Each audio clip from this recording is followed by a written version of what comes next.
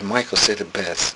When he came out with Thriller and he broke everybody's record, that's when he became Wacko Jacko and all these crazy names and all this stuff. He knew. And I like to say it was because he was a threat. Not to become a politician, but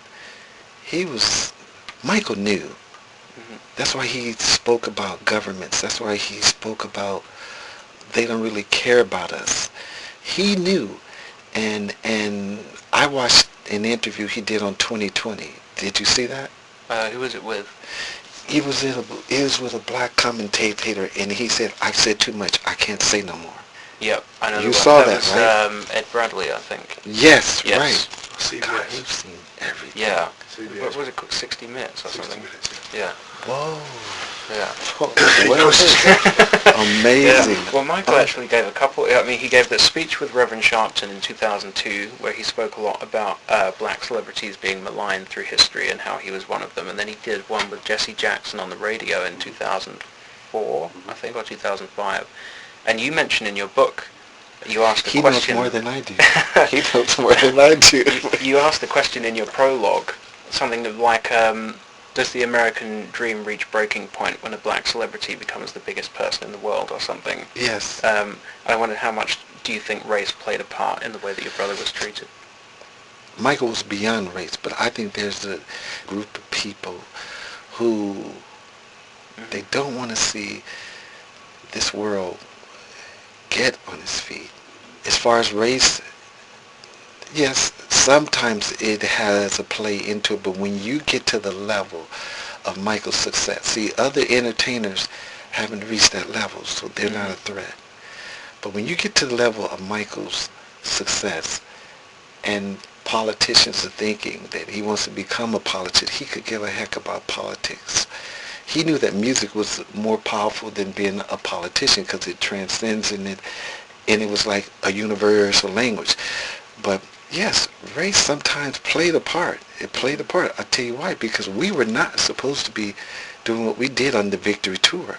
And to prove my point, 5 black guys from Gary in Indiana selling out stadiums, breaking everybody's records, and all of a sudden we're getting threats on our lives. To blow up the stage, to shoot us on stage, all this. That's why we started going to concerts in an armored truck that they carry money in. It's like being the Jackson 5, checking into a hotel and they're telling you don't have reservations here. And we know we had them. Then when they give us our rooms, they give us our rooms way in the back, facing the alley where all the trash was. And so we experienced that, but we never let that stop us. We never let any obstacle get in the way.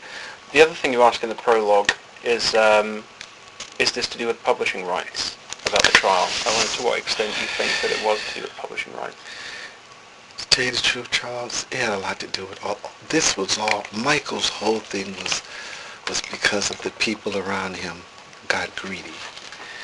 And absolutely, yes. It had a lot to do with the publishing company. It had a lot to do with the fact that the more successful he became, the more he owned of Sony.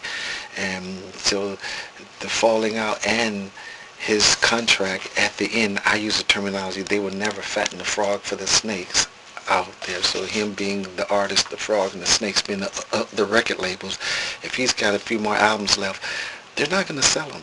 They're going to make him cold, so if he goes somewhere else, he can't get a big signing bonus. And this happens, it happened with Barry White. I watched Barry White give them 2 albums really, really quick and say, here, take it. I mean, it wasn't his best work because he knew they weren't going to sell it. But my point is, the publishing, the relationships falling out and them not wanting him to be where he was anymore, knowing that there were other companies wanting him.